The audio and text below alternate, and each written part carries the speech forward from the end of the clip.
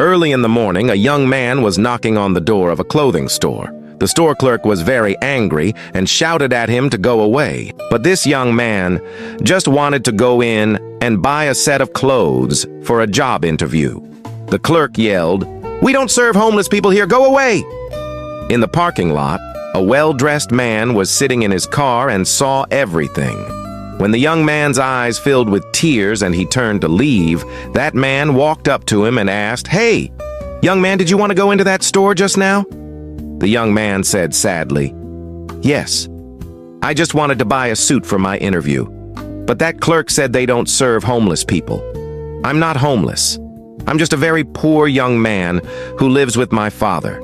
He hurt his foot 2 months ago and lost his job. This interview is my only hope to support him." The man was deeply moved when he heard this, because 30 years ago, he had been just as poor. At that time, he walked 10 miles in heavy rain, wearing only a shirt and a pair of pants. It was a kind manager who gave him a chance, and that was the beginning of changing his fate. He said to the young man, "Come in with me." The young man was a little afraid, worried that the clerk would throw them out again. The man comforted him. "Don't worry about that, clerk. I'm here." When they reached the door, the clerk rushed over to lock it and shouted, "I told you! No homeless people are allowed in here." The man sighed, disappointed by his arrogance.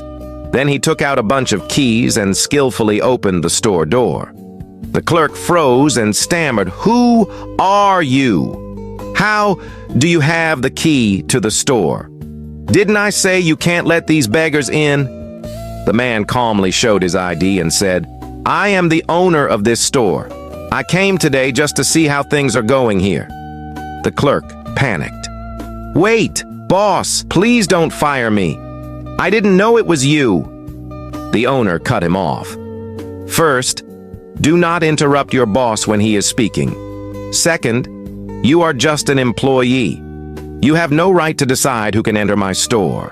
In my store, every customer, no matter their status, should be treated kindly and with respect.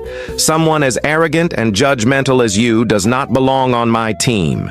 You're fired." After the clerk left, the owner realized that the money the young man had was not enough to pay for the outfit at all. So he bought the clothes for the young man himself. 2 days later, the young man passed the interview successfully. At last, he could earn money and take good care of his father.